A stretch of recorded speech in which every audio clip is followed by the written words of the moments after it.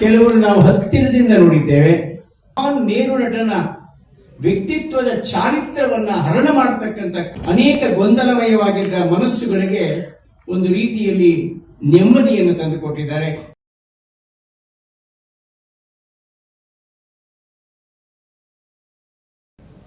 ತೃಣಕ್ಕೆ ಹಸಿರೆಲ್ಲಿಯದು, ತೃಣಕ್ಕೆ ಹಸಿರೆಲ್ಲಿಯದು, ನೀರಿನದೇ ಬೇರಿನದೇ ಚಂದ್ರನದೇ ನಿನದೇ, ನಿನ್ನ ತಣಿ ತಣಿವ ಕಣ್ಣಿನ ಪುಣ್ಯವೋ ನೋಡು ಮಂಕುತಿಮ್ಮ ಅನ್ನುವ ಕವಿವಾಣಿಯನ್ನು ಸ್ಮರಿಸಿಕೊಳ್ತಾ, ನಮ್ಮೆಲ್ಲರ ಕಣ್ಣಿನ ಭಾಗ್ಯ,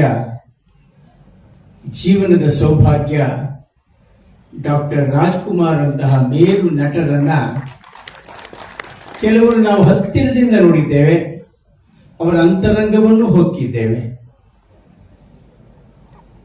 ಕೆಲವರು ಅವರ ಅಂತರಂಗವನ್ನು ಹೊಕ್ಕಿರಬಹುದು, ಆದರೆ ಅವರು ಎಲ್ಲ ಕನ್ನಡಿಗರ ಅಂತರಂಗವನ್ನು ಹೊಕ್ಕಿದ್ದಾರೆ.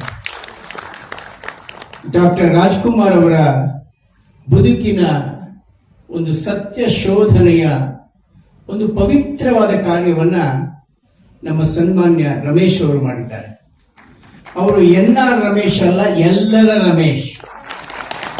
ಸನ್ಮಾನ್ಯ ಪ್ರವೀಣ್ ಅವರು ಹೇಳಿದಾಗೆ, ಯಾವುದೇ ಒಂದು ವಿಷಯದ ಬಗ್ಗೆ ಬಹಳ ಆಳವಾಗಿ ಅಧ್ಯಯನ ಮಾಡಿ ಸತ್ಯವನ್ನ ಹೊರತೆಗೆಯುವ, ಭೂಗರ್ಭದಲ್ಲಿ ಅನೇಕ ಮುತ್ತು ರತ್ನಗಳಿರುತ್ತೆ.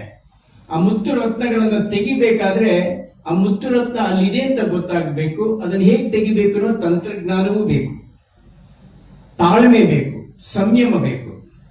ಸನ್ಮಾನ್ಯ ರಮೇಶ್ ಅವರು ಸಾರ್ವಜನಿಕ ಬದುಕಿನಲ್ಲಿ, ನಾನೊಬ್ಬ IAS ಅಧಿಕಾರಿ ಹತ್ತಿರದಿಂದ ಬಲ್ಲೆ, ಅನೇಕ ಅಧಿಕಾರಿಗಳ ಅಧಿಕಾರದ ದುರುಪಯೋಗ ಇರಬಹುದು, ಭ್ರಷ್ಟಾಚಾರ ಇರಬಹುದು, ಭೂ ಕಬಳಿಕೆಗಳಂತಹ ಅನೇಕ ಹುನ್ನಾರಗಳನ್ನ ಯಾವುದೇ ಭೀತಿ ಇಲ್ಲದೆ ನಿರ್ಭೀತವಾದ ರೀತಿಯಲ್ಲಿ ಒಂದು ಸಮಾಜದ ಒಂದು ಋಣವನ್ನು ತೀರಿಸ್ತಾ ಇರುವ ಮಹಾನ್ ವ್ಯಕ್ತಿ ನನ್ನ ಗೆಳೆಯರಾದ ರಮೇಶ್ ಅವರು. ಅವರಿವತ್ತು ಒಂದು ಅದ್ಭುತವಾದಂತಹ ಸಾಹಸಮಯವಾದ, ತೊಂದರೆಯೂ ಆಗಬಹುದಾದಂತಹ ಒಂದು ಸಾಹಸಕ್ಕೆ ಕೈ ಹಾಕಿದ್ದಾರೆ. ಇವತ್ತು ನಮ್ಮ ನಡುವೆ ಅನೇಕ ಮಹಾನುಭಾವರಿದ್ದಾರೆ. ಸನ್ಮಾನ್ಯ ಗಣಪತಿಯವರಿದ್ದಾರೆ. ಸನ್ಮಾನ್ಯ ಗಣಪತಿಯವರ ಬಹಳ ಕಾಲದಿಂದ ಬಲ್ಲೆ, ಅದ್ಭುತವಾದಂತಹ ಪತ್ರಕರ್ತರು, ತುಂಬಾ ಸೊಗಸಾಗಿ ನಿರೂಪಣೆ ಮಾಡ್ತಾರೆ ಯಾವುದಾದ್ರೂ ವಿಷಯವನ್ನು. ಅವರು ಸಹ ಸಂದರ್ಶನಕ್ಕೆ ಬಂದವರ ಒಳಗಿನ ಅಂತರಂಗದ ಸತ್ಯವನ್ನು ಹೊರತೆಗಿತಂತವರು ಅಂತವರು ಬಂದಿದ್ದಾರೆ. ಸನ್ಮಾನ್ಯ ದೊಡ್ಡಹುಳ್ಳ ರುಕ್ಕೂಜಿ ಅವರು, ನಮ್ಮ ಊರಿನವರು, ಅವರು ಬಂದಿದ್ದಾರೆ. ಸನ್ಮಾನ್ಯ ಪ್ರವೀಣ್ ನಾಯಕರು ಬಹಳ ಸೊಗಸಾಗಿ ಮಾತನಾಡ, ಬಹಳ ಹತ್ತಿರದಿಂದ ಬಲ್ಲವರವರು. ಜಗನ್ನಾಥ್ ಬಹುಳೆ ಅವರಿದ್ದಾರೆ, ನಟರಾಜ್ ಇದ್ದಾರೆ, ಸುಬ್ರಹ್ಮಣ್ಯ ಇದ್ದಾರೆ. ತಾವೆಲ್ಲ ಇದೆ, ಹೆಚ್ಚಿಗೆ ನಾನು ಮಾತನಾಡ್ಲಿಕ್ಕೆ ಹೋಗಲಾರೆ. ಇವತ್ತು ನಾನು ಕಾರ್ಯಕ್ರಮಕ್ಕೆ ಬರುವ ಸ್ಥಿತಿಯಲ್ಲಿ ಇರಲಿಲ್ಲ, ಆದರೆ ಎಲ್ಲರ ರಮೇಶ್ ಅವರ ಮೇಲಿನ ಭೀತಿ ಮತ್ತು ಪ್ರೀತಿ ಎರಡರಿಂದ ನಾನು ಇಲ್ಲಿಗೆ ಬಂದಿದ್ದೇನೆ. ಸಾಮಾನ್ಯವಾಗಿ ಇತಿಹಾಸ ಅಂದ್ರೆ ಭೂತಕಾಲದ ಕಥೆ ಮಾತ್ರ ಅಲ್ಲ, ಅದು ವರ್ತಮಾನದ ಕನ್ನಡಿ ಆಗುತ್ತೆ ಮತ್ತು ಭವಿಷ್ಯದ ದಾರಿದೀಪ ಆಗುತ್ತೆ. ಅಂತಹ ಇತಿಹಾಸಕ್ಕೆ ಲೋಪ ಮಾಡಬಾರದು. ಅದರಲ್ಲಿಯೂ ವಿಶೇಷವಾಗಿ ಒಬ್ಬ ಮಹಾನ್ ಮೇರು ನಟನ ವ್ಯಕ್ತಿತ್ವದ ಚಾರಿತ್ರವನ್ನ ಹರಣ ಮಾಡತಕ್ಕಂಥ ಕಾರ್ಯ ಮಾಡಿದಾಗ ಅದು ಕೇವಲ ಒಂದು ಆತ್ಮಕ್ಕೆ ಮಾಡಿದಂತ ನೋವಲ್ಲ, ಅವರನ್ನ ಪ್ರೀತಿಸುವ, ಗೌರವಿಸುವ, ಭಕ್ತಿಯಿಂದ ನೋಡುವ ಲಕ್ಷಾಂತರ ಕೋಟ್ಯಾಂತರ ಜನಕ್ಕೆ ಆಗುವಂತಹ ನೋವು. ನಾನು ರಾಜ್ಕುಮಾರ್ ಅವರನ್ನ ಹತ್ತಿರದಿಂದ ನಾನು ನೋಡಿದ್ದೇನೆ. ಸಂಸ್ಕೃತಿ ಇಲಾಖೆ ನಿರ್ದೇಶಕನಾಗಿದ್ದಾಗ ಅವರ ಮನೆಗೆ ಹೋಗಿ ಆಶೀರ್ವಾದ ತೆಗೆದುಕೊಳ್ಳಿಕ್ಕೆ. ಎಂತ ಸಜ್ಜನಿಕೆ! ಅವರೇ ಸ್ವತಃ ಸಿಹಿ ತಿಂಡಿಯನ್ನ ನನಗೆ ತಿನ್ನಿಸಿ ಸರಸ್ವತಿಯ ಸ್ವರೂಪವಾಗಿ ಬಂದಿದ್ದೀರಿ ಎನ್ನುವ ಮಾತನ್ನು ಹೇಳಿದರು. ಅಷ್ಟೇ ಅಲ್ಲ, ಅವರ ಅನೇಕ ರಸಮಂಜರಿ ಕಾರ್ಯಕ್ರಮಗಳಲ್ಲಿ ಏರ್ಪಾಡು ಮಾಡುವಂತಹ ಕಾರ್ಯವು ನನಗೆ ಸಿಕ್ಕಿತ್ತು. ಅವರೊಂದು ರೀತಿಯಲ್ಲಿ ಕಲಾ ಶರಣ, ನಿಜ ಶರಣ. ಶರಣರು ಒಂದು ಮಾತನ್ನು ಹೇಳ್ತಾರೆ, ಮೃದು ವಚನವೇ ಸಕಲ ಜಪಂಗಳಯ್ಯ, ಮೃದು ವಚನವೇ ಸಕಲ ತಪಂಗಳಯ್ಯ. ಸದಾಶಿವನ ಒಲಮೆ ಯಾವುದು? ಸದ್ವಿನಯವೇ ಸದಾಶಿವನ ಒಲಮೆ. ಎಂತಹ ಸೌಜನ್ಯಶೀಲತೆ! ಅನೇಕ ಘಟನೆಗಳನ್ನು ನಾನು ಹೇಳಲಿಕ್ಕೆ ಹೋಗಲಾರೆ. ಅಂತಹ ಒಬ್ಬ ಮಹಾನ್ ವ್ಯಕ್ತಿಯ ಸತ್ಯವನ್ನ ಹೊರ ತೆಗೆಯುವಂತಹ ಸಾಹಸಕ್ಕೆ ಕೈ ಹಾಕಿರುವ ರಮೇಶ್ ಅವರು ತುಂಬಾ ಒಂದು ಕನ್ನಡ ನಾಡಿಗೆ ಒಂದು ಉಪಕಾರವನ್ನ ಮಾಡಿದ್ದಾರೆ. ಅನೇಕ ಗೊಂದಲಮಯವಾಗಿದ್ದ ಮನಸ್ಸುಗಳಿಗೆ ಒಂದು ರೀತಿಯಲ್ಲಿ ನೆಮ್ಮದಿಯನ್ನು ತಂದುಕೊಟ್ಟಿದ್ದಾರೆ, ಸಮಾಧಾನವನ್ನು ತಂದುಕೊಟ್ಟಿದ್ದಾರೆ. ರುಕೋಜಿರಾವ್ ಅವರಂತೂ ಸಹ ಬಹಳಷ್ಟು ರಾಜ್ಕುಮಾರ್ ಅವರ ಬದುಕನ್ನ ಚಿತ್ರಿಸುವಂತ ಮಹತ್ವದ ಕೆಲಸವನ್ನು ಮಾಡಿದ್ದಾರೆ.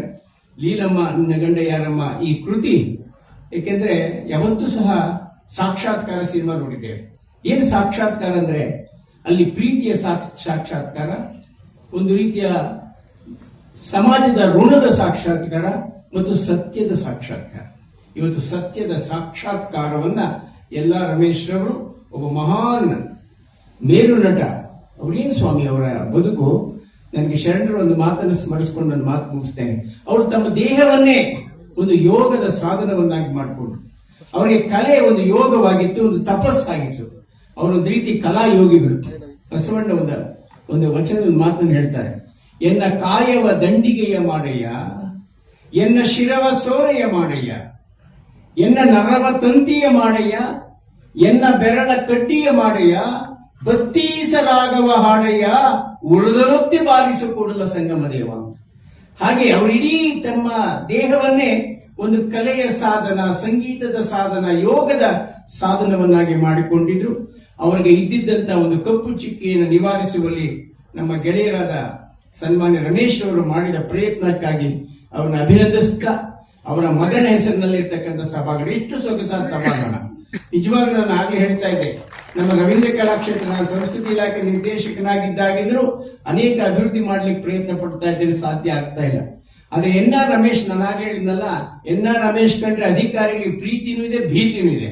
ಹಾಗಾಗಿ ಮುಟ್ಟಿದ ಕೆಲಸಗಳೆಲ್ಲ ಸಾರ್ಥಕವಾಗುತ್ತೆ, ಸರಾಗವಾಗುತ್ತೆ.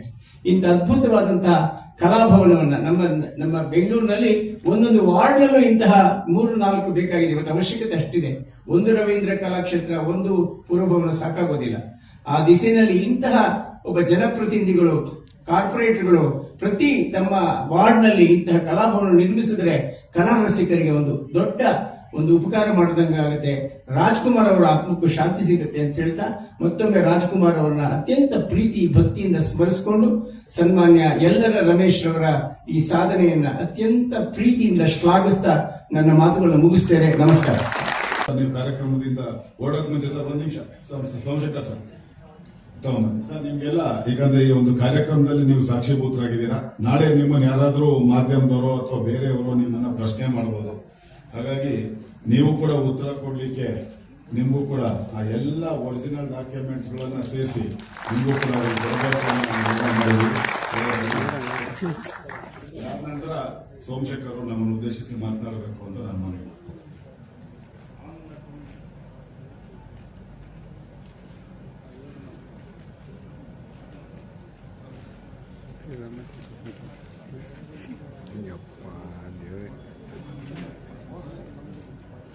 ಕಮ್ಮಿ ವರ್ಕ್ ಮಾಡಿಲ್ಲ.